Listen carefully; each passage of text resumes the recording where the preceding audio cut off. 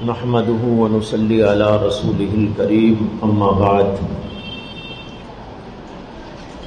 بھائیو، بزرگوں، دوستوں، 2-3 دن سے بحث چل رہی ہے اللہ تعالیٰ سے محبت اور اللہ کے رسول صلی اللہ علیہ وسلم سے محبت کے بارے میں۔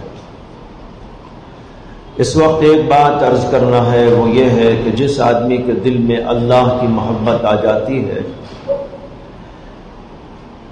تو اسے اس کی کچھ علامات ہیں جس سے آدمی یہ پہچان سکتا ہے کہ اس کے دل کے اندر اللہ کی محبت ہے یا نہیں۔ علماء کرام نے بڑی تفصیل اور بسط کے ساتھ اس موضوع پر اپنی کتابوں میں کلام کیا ہے۔ یہاں میں مختصر چند باتیں آپ کے سامنے رکھنا چاہتا ہوں۔ علماء لکھتے ہیں کہ جس آدمی کے دل میں اللہ کی محبت ہوتی ہے اس کی سب سے بڑی علامت یہ ہوتی ہے کہ اسے طاعتوں میں مزہ اور لطف آتا ہے۔ نماز میں مزہ آئے گا، ذکر میں مزہ آئے گا، تلاوت میں مزہ آئے گا۔ جو نیکی بھی کرے، جو عبادت کرے، طاعت بجا لائے تو ان چیزوں کے اندر اسے مزہ اور لطف آئے۔ اگر مزہ اور لطف نہیں آ رہا ہے تو اس کی وجہ یہ ہوتی ہے کہ ہمارا دل اللہ سے ابھی تک ملا ہوا نہیں۔ اگر دل اللہ سے مل جائے اور اللہ کی محبت دل میں سما جائے تو پھر نماز میں لطف کیوں نہیں آئے گا، ذکر میں مزہ کیوں نہیں آئے گا، طاعتوں کے اندر لذت اور حلاوت کیوں نصیب نہیں ہوگی۔ ظاہر بات ہے کہ اللہ تعالیٰ سے جب محبت کے ساتھ ایک آدمی نماز کے لیے آتا ہے اور نماز میں آتے ہوئے اللہ کا دھیان جماتا ہے، میں جا رہا ہوں اللہ کے دربار میں، اللہ میرے محبوب ہے، میرے دل میں اللہ کی محبت ہے، اللہ تعالیٰ سے مجھے لو لگانا ہے، اللہ سے مجھے باتیں کرنا ہے، اللہ تعالیٰ کے سامنے مجھے سجدہ ریز ہونا ہے، اللہ کے سامنے ہاتھ باندھ کر کھڑا ہونا ہے، اپنی غلامی کا اظہار کرنا ہے۔ اس تصور کے ساتھ جب ایک بندہ نماز پڑھنے کے لیے آئے گا تو آنے میں بھی مزہ آئے گا اور کھڑے ہونے میں بھی مزہ آئے گا اور کچھ پڑھنے میں بھی مزہ آئے گا، اور رکوع اور سجدے کی حالت تو کچھ عجیب ہی ہو جائے گی۔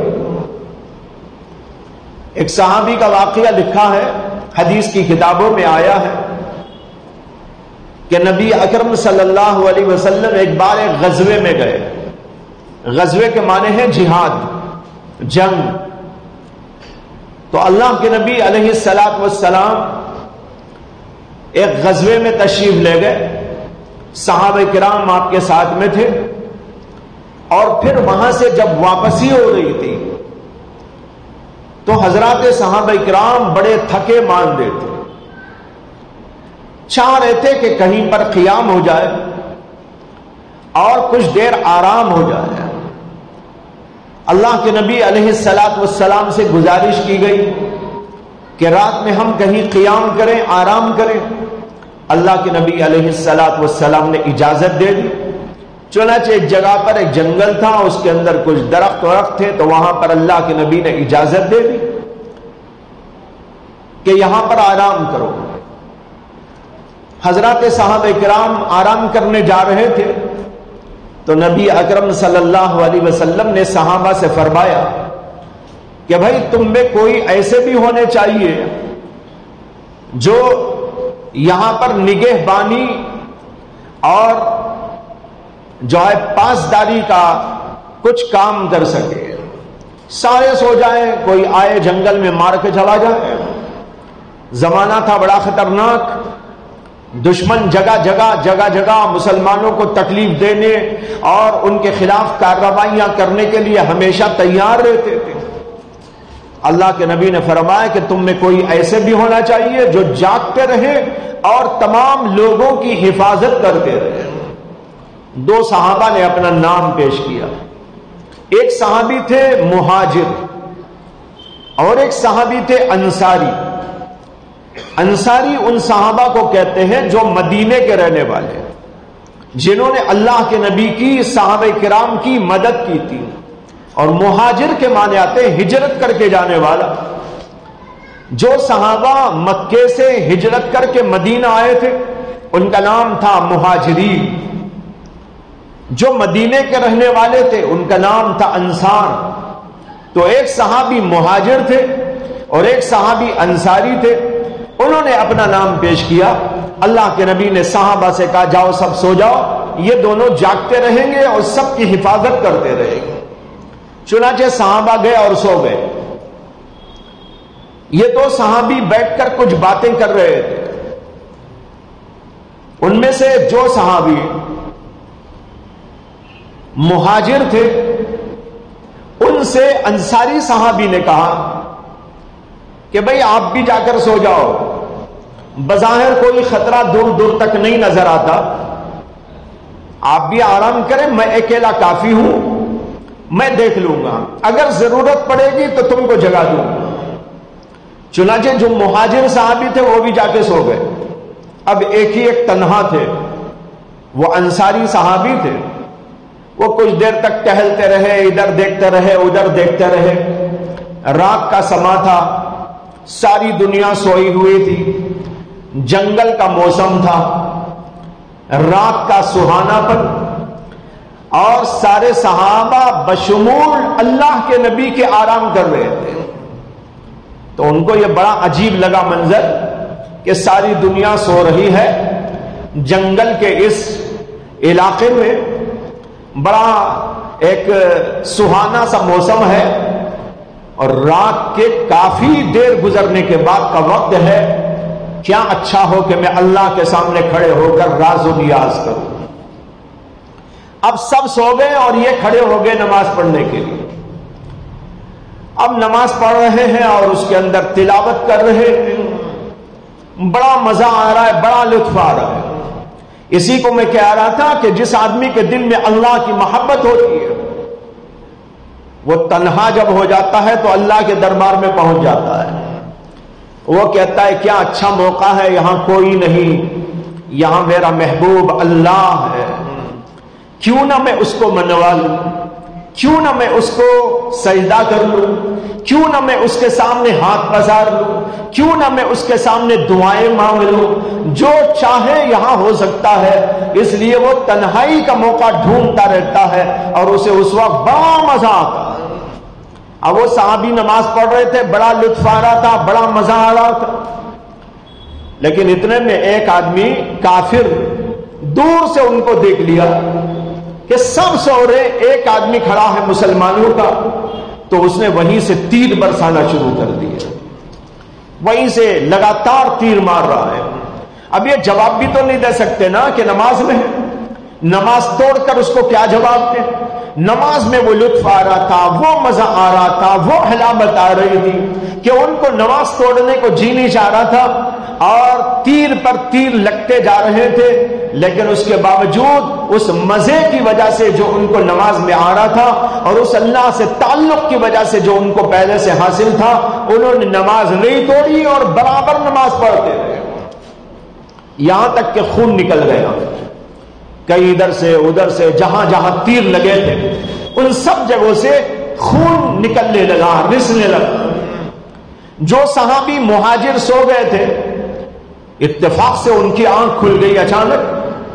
انہوں نے دیکھا کہ وہ انصاری صحابی نماز میں ہے اور کسی نے ان کو دور سے تیر مارا ہے. تو جگہ جگہ تیروں کے لگنے کی وجہ سے جسم لہو لہان ہے اور خون سے وہ جو ہے خون کے اندر خون میں لتھڑ گئے. انہوں نے دیکھا لیکن وہ برابر نمازی ہے. یہ صحابی دیکھتے رہے. کچھ دیر کے بعد انہوں نے اپنی نماز سے فراغت پائی، السلام علیکم السلام علیکم، سلام پھیرا. تو انہوں نے کہا کہ بھئی تمہارا حال دیکھو کیا ہے، جگہ جگہ تیروں کے لگنے سے تو تمہارا پورا جسم جھلی ہو گیا ہے اور پورا جسم لہو لہان ہو گیا ہے، کہ تم نے نماز کیوں نہیں توڑی؟ انہوں نے کہا مجھے وہ لطف و مزہ آ رہا تھا کہ میرا جی نہیں چاہا کہ نماز توڑوں. اس کو میں کہہ رہا تھا کہ جب آدمی کے دل میں اللہ کی محبت ہوتی ہے تو اسے نماز میں مزہ آتا ہے، ذکر میں بھی مزہ آتا ہے، ہر عبادت کے اندر لطف اور کیف آ جاتا ہے۔ حدیث میں آتا ہے کہ نبی اکرم صلی اللہ علیہ وسلم ایک بار کافی رات ہونے کے بعد اپنے گھر آئے۔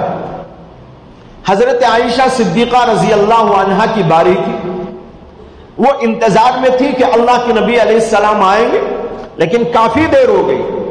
بہت دیر کے بعد اللہ کے نبی علیہ السلام تشریف لائے، اور آپ کا معمول یہ تھا کہ جب رات کے وقت پہنچتے تھے تو جب سلام کرنا ہوتا تھا تو اتنے زور سے سلام کرتے تھے کہ جاگ رہا ہو کوئی تو سن لے، لیکن سونے والے کو ڈسٹرب نہ ہو جائے۔ یہ تھا اللہ کے نبی کا معمول۔ ہم لوگ بے تکے انداز سے سلام بھی کر دیتے، سلام بہت بڑی اچھی بات ہے، لیکن بھائی اس میں بھی سلیقہ چاہیے۔ ہر عبادت، ہر نیکی، ہر خیر کی بات وہ سب کی سب اچھی ہی اچھی ہوتی ہے، لیکن ہم اس کو بگاڑ دیتے ہیں۔ جیسے بعض لوگ سلام کریں گے تو ایسا سلام کریں گے کہ 10 آدمی ادھر کے ادھر کے اڑ جائیں، گھر کے اندر تہلکہ مچ جائے۔ جیسے بعض لوگوں نے، میں نے پہلے بھی عرض کیا، بعض لوگ اوپر کا لاؤڈ اسپیکر ڈال دیتے ہیں اور تلاوت ہوتی ہے اور لوگوں کو تکلیف۔ تراویح بہت اچھی عبادت، نماز بہت بہترین عبادت، اس کے اندر اگر آپ لاؤڈ اسپیکر لگا کر دوسروں تک آواز پہنچانے کا انتظام کریں یہ بھی بہت اچھی بات، لیکن اگر اس کے اندر ذرا سی بے اعتدالی ہو جائے اور بات آگے بڑھ جائے وہ اچھی چیز جا کر بری ہو جاتی ہے۔ اب لوگ اوپر سے سن رہے ہیں، گھر والے سن رہے ہیں اور کام والے سن رہے ہیں، باہر چلنے پھرنے والوں کو ڈسٹرب ہو رہا ہے، یہ اسلام کے اندر پسندیدہ ہے۔ تو سلام کرو ایسا کہ اگر کوئی رات کا وقت ہے، سلام سونے والا سننا چاہے، سونے والے کو ڈسٹرب نہ ہو جائے، کوئی جاگ رہا ہو تو اس کو آواز آ جائے۔ حضرت عائشہ صدیقہ فرماتی ہیں اللہ کے نبی علیہ السلام تشریف لائے اور آپ نے سلام کیا، اس طرح سلام کیا کہ سننے والا سن سکے، سونے والے کو کوئی پریشانی نہ ہو۔ میں جاگ رہی تھی، میں نے اللہ کے نبی کے سلام کا جواب دیا اور آپ کا استقبال کیا، اور جو ہے میں پہلے ہی سے بیڈ تیار رکھی تھی۔ اللہ کے نبی صلی اللہ علیہ وسلم تشریف لائے اور آ کر میرے بازو آپ لیٹ گئے۔ کہتے ہیں کچھ دیر گزرنے کے بعد اللہ کے نبی علیہ السلام نے حضرت عائشہ صدیقہ سے کہا، عائشہ مجھے اجازت دے میں ذرا اپنے رب کے دربار میں حاضر ہو جاؤں۔ دیکھ رہے ہیں یہ ہوتی ہے محبت۔ بیوی موجود ہے، رات کا وقت ہے، دن بھر کے تھکے ہوئے ہیں، بیڈ گرم موجود ہے، سونے کا تقاضا ہے، آرام کا تقاضا ہے، بیوی بھی بازو موجود ہے، لیکن اس کے باوجود اللہ کی محبت آپ کو بے چین کر رہی ہے، اس کے اندر لطف آپ کو ادھر کھینچ رہا ہے۔ حضرت عائشہ سے آپ فرماتے ہیں عائشہ مجھے چھوڑ تاکہ میں اللہ کے دربار میں چلا جاؤں اور نماز پڑھوں۔ حضرت عائشہ صدیقہ بڑی عقل مند تھی، اللہ نے ان کو بہت بڑا علم بھی دیا تھا، بہت بڑی عقل سے بھی نوازا۔ انہوں نے جواب دیا تو بڑا پیارا جواب دیا، جس کے اندر ایک طرف اللہ تبارک و تعالیٰ کا لحاظ بھی ہے، اللہ کے نبی کا لحاظ بھی ہے، اور بیوی ہونے کا جو حق ہوتا ہے اس کا بھی انہوں نے لحاظ رکھ لیا ہے۔ یہ سب باتیں ان کے جواب کے اندر ملتی ہیں۔ حضرت عائشہ صدیقہ رضی اللہ عنہا نے عرض کیا کہ یا رسول اللہ میرا جی تو یہ چاہتا ہے آپ میرے پاس رہے۔ یہ بیوی ہونے کے حق سے ادا کیا، کہا انہوں نے میرا تو جی یہ چاہتا ہے کہ آپ میرے پاس میں رہے، لیکن اگر آپ یہ چاہتے ہیں کہ اللہ کے دربار میں جائے تو ضرور تشریف لے جائے۔ یہ تھا ان کا جواب، جس میں اللہ کے نبی کے مزاج کی رعایت اور پھر بیوی ہونے کی جو حیثیت اس کا لحاظ بھی انہوں نے رکھ لیا۔ بہرحال اللہ کے نبی علیہ السلام اٹھتے ہیں اور پھر اس کے بعد وضو فرماتے ہیں، نماز کے لیے کھڑے ہو جاتے ہیں۔ اور رات بھر نماز پڑھتے رہتے ہیں اور روتے رہتے ہیں، گڑ گڑاتے رہتے ہیں، یہاں تک کہ حضرت عائشہ صدیقہ رضی اللہ عنہا فرماتی ہے کہ آپ نے نماز پڑھنے کے بعد ہاتھ اٹھا کر دعا مانگنا شروع کیا اور ایسا روتے رہے، ایسا بھنک بھنک کر روتے رہے، تڑپ تڑپ کر روتے رہے کہ آپ کے آنسوں سے آپ کی داڑھی مبارک تر ہو گئی، اور پھر بھی آپ کا رونا جاری رہا، یہاں تک کہ آپ کے گود پر بھی آنسوں پڑ پڑ کر گود کو بھی انہوں نے تر کر دیا۔ یہ تھے اللہ کے نبی علیہ السلام، اللہ کی محبت میں یوں بے چین رہتے تھے، نماز میں لطف آتا تھا اور نیکیوں میں لطف اور مزہ آتا تھا۔ ایک بزرگ حضرت مولانا فضل رحمان گنج مراد آبادی ہمارے ہندوستان کے بزرگوں میں بہت بڑے بزرگ مانے جاتے ہیں، نقش بندی سلسلے کے اکابر میں ان کا شمار ہوتا ہے۔ حضرت مولانا حکیم الامت مولانا اشرف علی تھانوی رحمت اللہ علیہ کے دور میں وہ تھے، لیکن یہ بچے تھے، وہ بڑے تھے۔ حضرت تھانوی ان سے ملنے کے لیے گئے ایک بار، اس وقت حضرت تھانوی کی عمر 25 برس کی تھی، جوان تھے، وہ بزرگ تھے، ان کے پاس ملنے کے لیے گئے، بات چیت ہوئی، اسی درمیان میں حضرت مولانا فضل رحمان گنج مراد آبادی نے کہا، بیٹا میرے جی میں ایک بات آ رہی ہے، میں تم سے عرض کرنا چاہتا ہوں، تم سے بولنا چاہتا ہوں۔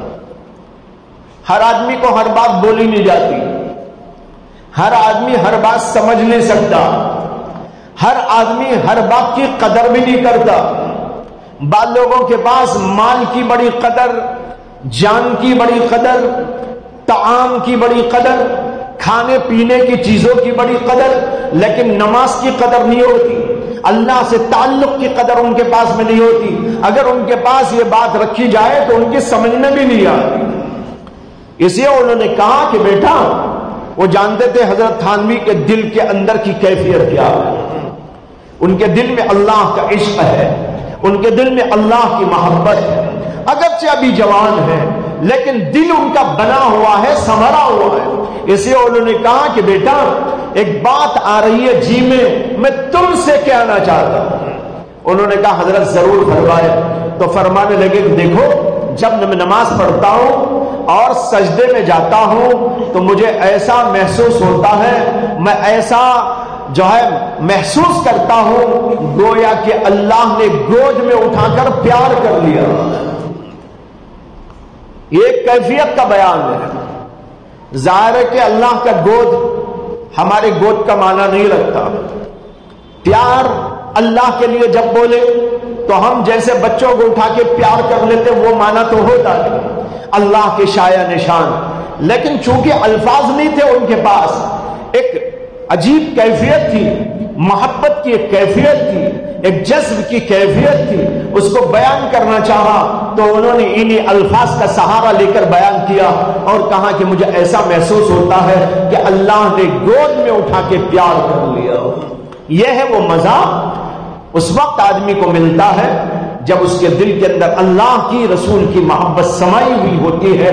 اس لیے سب سے پہلی علامت اللہ کے عشق و محبت کی یہ ہے کہ آدمی کو طاعتوں میں مزہ آنے لگے۔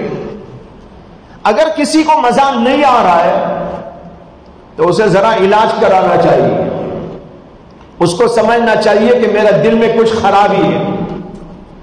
جیسے ایک آدمی کو آپ بریانی دیں، وہ کہنے لگے مجھے تو کڑوی کڑوی لگ رہی ہے، آپ کہیں گے بھائی ذرا ڈاکٹر سے علاج کراؤ، مجھے تو بڑی اچھی لگ رہی ہے، پوری جتنی جماعت بیٹھی ہے کھا کے مزہ لے رہی ہے، اور آپ کو وہ بریانی کڑوی لگ رہی ہے، معلوم ہوتا ہے کہ آپ کے جیب کا مزہ خراب ہو گیا، آپ کو ڈاکٹر سے رجوع کرنا چاہیے۔ ایک آدمی اس کو آپ نے دیا میٹھا، لیکن وہ میٹھا کہہ کے کہتا ہے مجھے تو کڑوا لگ رہا ہے، آپ کہیں گے کہ آپ کو کوئی بیماری ہے اندر سے جس کی وجہ سے آپ کی زبان کے اندر کا مزہ ختم ہو گیا، اچھی چیز بری معلوم ہو رہی ہے، اس لیے ڈاکٹر سے علاج کراؤ۔ اسی طرح بھائیوں، اگر نماز میں مزہ نہ آ رہا ہو، ذکر میں مزہ نہ آ رہا ہو، نیکیوں میں مزہ نہ آ رہا ہو، تو ہم کو سمجھنا چاہیے کہ ہمارے دل کا مزاج بھی بدل گیا ہے،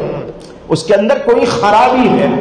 وہ خرابی کی اصلاح یہ ہے کہ دل میں اللہ کی محبت کو سنبھالو، دنیا کی محبت کو رکھو گے، نماز کا مزہ نہیں آئے گا۔ جس آدمی کے دل کے اندر مال کا مزہ، دنیا کا مزہ، چیزوں کا مزہ، کھانے پینے کی فکر اور مال و دولت کی حرص و ہوس، صرف اسی میں دماغ چلتا ہو، اس آدمی کو نماز میں لا کے کھڑا دے، وہ کہے گا ارے یہ کیا مصیبت ہے بھائی، جلدی سے جلدی تڑخا کے بھاگ جاؤں باہر۔ ابھی امام صاحب ایک سلام بھی نہیں پھرتے، وہ جانے کی تیاری شروع کر دیتا ہے۔ ابھی سلام پورا نہیں ہوا، ایک سلام امام صاحب نے پھیرا اور اس کا دماغ اندر سے کرا، دوسرا سلام پھیرتے ہی مجھے اٹھنا ہے اور بھاگ کے باہر چلا جانا ہے۔ یعنی ایسا لگتا ہے کہ کسی مصیبت میں آ گیا تھا، بیچارہ مصیبت سے بچنے کے لیے مسجد سے باہر بھاگا۔ یہ کیوں ہوتا ہے؟ اس لیے کہ اس کے دل میں خدا کی محبت نہیں ہے، اس کے دل کے اندر دنیا کی محبت ہے، مال کی محبت ہے، جائیداد کی محبت ہے، چیزوں کی محبت ہے۔ وہ نکالو اور اس کی جگہ پر اللہ کی محبت کو سنبھالو، تو وہی کیفیت آپ کو بھی ملے گی جس کے واقعات میں نے آپ کے سامنے بتائے ہیں۔ تو سب سے پہلی علامت یہ ہے کہ اللہ تعالیٰ کا عشق ہوتا ہے تو مزہ آتا ہے طاعتوں میں اور نیکیوں میں۔ دوسری علامت علماء نے یہ لکھی ہے کہ جس آدمی کے دل میں اللہ کی محبت ہوتی ہے، وہ اللہ کے دین کی اشاعت میں اور اللہ کے دین کی دعوت و تبلیغ میں جو مصیبتیں، جو پریشانیاں پیش آتی ہے، وہ ساری کے ساری اسے اچھی لگنے لگتی ہے۔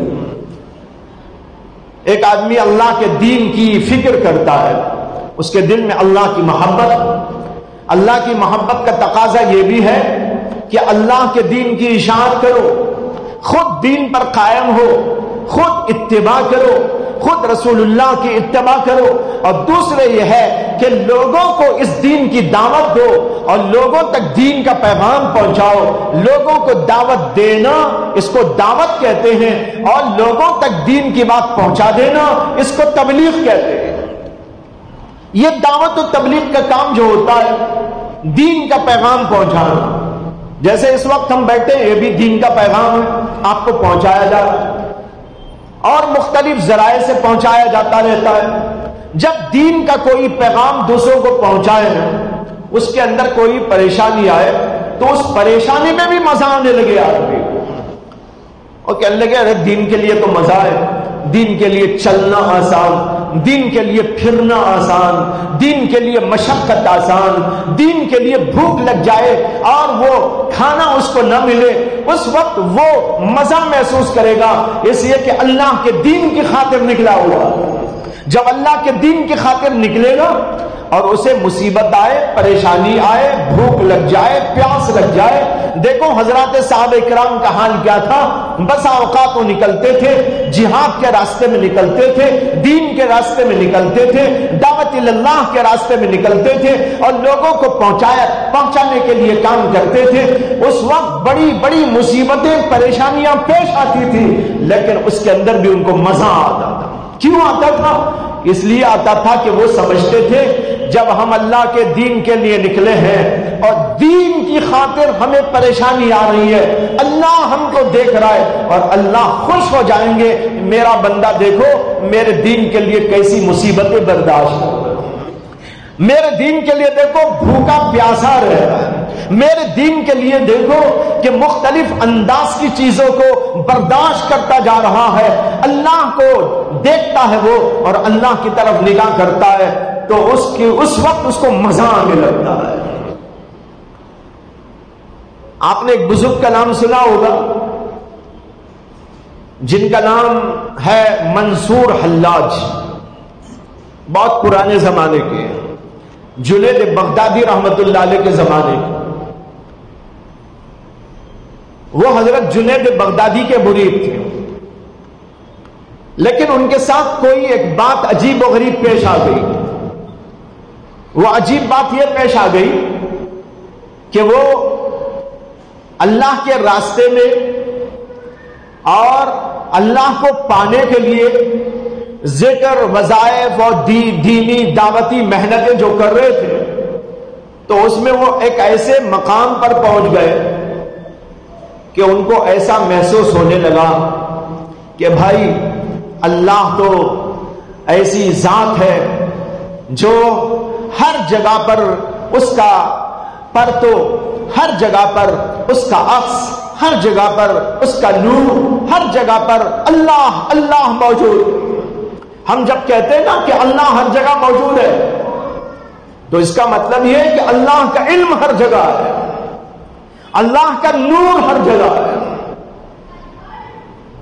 تو یہ ان کے دماغ کے اندر بات رہی، اور پھر ان کی زبان سے کچھ الفاظ ایسے نکل گئے جیسے انہوں نے کہہ دیا انا الحق انا الحق، میں حق ہوں، میں حق ہوں۔ حق سے مراد اللہ۔ ظاہر بات ہے تو کفریہ جملہ ہے۔ اگر کوئی کہتا میں ہی خدا ہوں، ارے بھائی ایک انسان ہو کر یہ کہنے لگے میں ہی خدا، یہ تو غلط ہو گیا۔ لیکن اصل میں ان کے اوپر ایک جذب کی کیفیت طاری ہو گئی تھی۔ بزرگوں میں بعض ایسے بھی ہوتے ہیں کہ ان کو کہتے ہیں مجذوب، یعنی وہ اللہ کے عشق میں، اللہ کی محبت میں، اللہ کے دین کی خاطر چلتے چلتے چلتے کچھ ایسے ہو جاتے ہیں کہ ان کو وہ عقل برقرار نہیں رہتی جو عام لوگوں کے پاس میں رہتی ہے، اور ان کی زبان سے کچھ ایسے الفاظ نکل جاتے ہیں، اس میں وہ معذور کہلاتے ہیں۔ اسی لیے ایسے لوگ کسی چیز کے مکلف نہیں ہوتے، تو ان کی زبان سے نکل گیا انا الحق انا الحق۔ اس زمانے میں اسلامی حکومت تھی، اسلامی حکومت پر یہ فرض تھا کہ کوئی غلط بات اسلامی مملکت میں ہو تو اس کے بارے میں وہ غور و فکر کرے۔ اب جب یہ چرچا ہوا تو علماء نے ان کے خلاف فتویٰ دیا۔ علماء نے کہا کہ بھائی اس طرح کہنے والا کافر ہو جاتا ہے، لیکن بہت سارے لوگ یہ سمجھتے تھے کہ یہ بیچارے تو معذور ہیں۔ یہ تو صحیح ہے کہ انا الحق جملہ کہنا کفریہ جملہ ہے، لیکن اگر کوئی ایسا آدمی بولے جس کی عقل حواس برقرار نہ ہو تو اسے سزا تو نہیں دی جائے گی نا، سزا کے لیے عقل چاہیے۔ اسی لیے دنیا کا قانون بھی ایسا ہے کہ اگر ہوش و حواس میں رہتے ہوئے کچھ غلطی کرے گا تو سزا ملے گی۔ اگر ایک آدمی غلطی کر رہا ہے لیکن ہوش و حواس نہیں، تو دنیا کا قانون کیا کہتا ہے؟ سزا ملے گی یا نہیں ملے گی؟ سزا نہیں ملے گی۔ تو بہرحال اس زمانے میں علماء نے فتویٰ دیا کہ یہ جملہ غلط جملہ ہے، کفریہ جملہ ہے، اس جملے کے کہنے والے پر کفر کا حکم صادر کیا جائے گا، اور یہ آدمی چونکہ اسلام سے منحرف ہو گیا اس لیے اس کو قتل کرنا واجب ہے۔ تو ان کے قتل کا فیصلہ ہو گیا، اور یہ جو علماء نے فتویٰ دیا تھا بالکل برحق تھا، اس میں کوئی اشکال کی بات نہیں۔ لیکن دوسری طرف یہ پہلو تھا کہ وہ معذور تھے، لیکن علماء سمجھتے تھے کہ اگر معذور ہیں یہ کہہ کر ان کو سزا نہ دی گئی تو کل کوئی بھی الو کا پٹھا اٹھے گا اور کہے گا انا الحق انا الحق انا الحق، میں بھی مظلوم ہوں میں بھی مظلوم ہوں، لوگوں کے درمیان میں الٹی سیدھی ہانکتا چلا جائے گا۔ اسے علماء نے کہا کہ نہیں، ان کے اوپر یہ کفر کا فتویٰ بھی ہے اور ان کی سزا اس وقت جاری ہوگی۔ چنانچہ ان کے اوپر سزا جاری کی گئی اور ان کو سولی پہ ٹنگا دیا گیا، اور سولی پہ ٹنگایا، ابھی روح باقی تھی، بہت سارے لوگ کھڑے ہوئے تھے، کنکریاں مار رہے تھے، ان کے اوپر کنکریاں مار رہے تھے۔ اسی میں ایک تھے حضرت شبلی، وہ ان کے ساتھیوں میں سے تھے، وہ بھی اسی راہ کے مسافر تھے، وہ بھی وہاں کھڑے ہوئے، ایک تنکا اٹھا کے ایسا پھینکا، ایک تنکا اٹھا کے پھینکا تو منصور حلاج کی زبان پر آہ کے الفاظ آ گئے، جبکہ بڑے بڑے پتھرے مار رہے تھے لوگ وہاں، لیکن وہ کسی پر آہ نہیں کر رہے تھے، لیکن شبلی نے چھوٹا سا تنکا اٹھا کر یوں مار دیا ہلکا سا، تو ان کی زبان پہ نکلا آہ۔ تو لوگوں نے کہا ارے بڑے بڑے پتھر کھائے لیکن آہ نہ کی، اور شبلی کے ایک چھوٹے سے کنکر سے تم نے آہ کر دی، کیا بات ہے؟ تو انہوں نے کہا بات دراصل یہ ہے کہ شبلی میری حالت کو جانتے ہیں، یہ لوگ میری حالت کو نہیں جانتے، ان کو نہیں خبر، لیکن ان کو تو معلوم ہے کہ میرا حال اس وقت میں کیا ہے، اس لیے ان کو تو نہیں کرنا تھا۔ پھر انہوں نے کہا مجھے تو مزہ آ رہا ہے اس لیے کہ اللہ مجھ کو دیکھ رہا ہے۔ تو میں یہ سمجھانا چاہ رہا تھا کہ دیکھو مصیبت آ جائے، پریشانی آ جائے، اللہ کے دین کے راستے میں آ جائے، یہاں پر دو الگ الگ باتیں آپ کو سمجھ لینا ہے، ورنہ تو آپ کنفیوز ہو جائیں گے کہ بھئی ایک طرف ان کی تعریف بھی بیان کر رہے ہیں، ایک طرف کفر کا فتویٰ بھی ان کے اوپر ٹھونکا جا رہا ہے۔ کفر کا فتویٰ اس اعتبار سے ہے کہ ان کی زبان سے نکلنے والا وہ جملہ غلط جملہ تھا، لیکن اس اعتبار سے کہ وہ اس وقت اپنے آپ میں نہیں تھے، اسے وہ معذور تھے۔ حضرت مولانا حکیم الامت تھانوی رحمت اللہ علیہ نے اس کو سمجھانے کے لیے ایک عجیب مثال دی۔ انہوں نے کہا منصور حلاج کی زبان سے جو نکل گیا تھا انا الحق انا الحق انا الحق، آپ نے سنا ہوگا ایک مقام ہوتا ہے فنا فی اللہ، کیا بولتے ہیں اسے؟ فنا فی اللہ۔ اللہ میں ایک آدمی گم ہو جاتا ہے، ایک آدمی اپنی ہر چیز کو اللہ پر قربان کر دیتا ہے، اللہ پر فنا ہو جاتا ہے، وہ اپنی ذات کو کچھ سمجھتا ہی نہیں، وہ یہ سمجھتا ہے جو بھی ہے بس اللہ ہی اللہ، میرے کوئی وجود نہیں، کیا آسمان، کیا زمین، کیا چاند، کیا سورج، کیا میں، کیا تو، یہ کچھ نہیں، اگر کوئی ذات موجود ہے تو وہ اللہ کی ذات ہے۔ یہ جب آدمی کے دل دماغ پر ایک کیفیت طاری ہوتی ہے تو پھر اس کی زبان سے ایسے الفاظ نکل جاتے ہیں۔ حضرت تھانوی نے اس کو مثال سے سمجھایا، جیسے آپ نے دیکھا ہوگا بیدواڑی کے پہلے لوگوں کو تو بہت معلوم ہے، یہاں جگہ جگہ کلمیاں تھی۔ کیا تھی؟ کلمیاں، ہم نے بھی دیکھا، کلمیوں میں پلے ہیں ہم لوگ بھی، یہاں ادھر کلمی ہے، جو مدرسہ یہ بھی کلمی، اس کے اندر بیٹھ کر لوگ وہ نال بناتے تھے،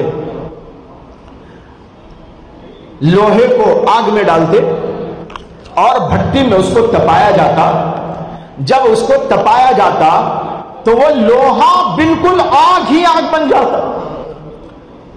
اور جگہ بھی ہے، سب جگہ ہے دنیا میں، آج بھی بڑی بڑی فیکٹریاں موجود ہیں، لوہے کو گرم کیا جاتا ہے اور جب لوہے کو آگ کے حوالے کر کر اس کو گرم کیا جاتا ہے، گرم ہونے کے بعد وہ بھی آگ ہی نظر آنے لگتا ہے۔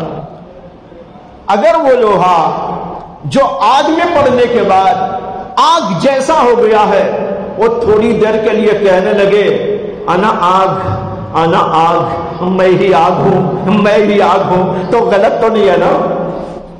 کچھ دیر کے لیے اس پر آگ جیسی حالت طاری ہو گئی۔ اسی طرح ان بزرگ کا حال تھا، اللہ میں فنا ہو گئے، انہوں نے اپنی ذات کو اللہ میں فنا کر دیا، انہوں نے کہا میری کوئی ذات نہیں، اگر ہے تو بس اللہ کی ذات ہے۔ تو ایک کیفیت تھی ان کے اوپر طاری ہوئی تھی، اس اعتبار سے تو وہ معذور تھے، لیکن علماء کا فتویٰ اپنی جگہ پر حق تھا، اس لیے کہ علماء اس فتوے کو دے کر دنیا میں غلط قسم کے کوئی آدمی الٹے سیدھے ہانکنے لگے اور جھوٹے صوفی آ کر ایسے دعوے کرنے لگے، ان کے اوپر قدغن لگانے کے لیے علماء نے وہ فتویٰ صادر کیا تھا۔ بہرحال بات لمبی ہو گئی، بتا رہا تھا کہ بھائی اللہ کے راستے میں جو آدمی محبت والا ہوتا ہے اس پر تکلیفیں آئیں، پریشانیاں آئیں تو ان کو برداشت کرتا ہے، بلکہ اس کے اندر بھی اسے مزہ اور لطف آنے لگتا ہے۔ اور تیسری بات یہ ہے کہ محبت والا جب اللہ کی طرف سے کوئی پریشانیاں آتی ہیں، دنیاوی پریشانیاں، بخار آ جائے، بیماری آ جائے، فقر آ جائے، فاقہ آ جائے، تنگیاں آ جائے اور کوئی حالات ایسے آ جائے جو ناسازگار حالات ہو، جب وہ دیکھتا ہے کہ یہ سب میرے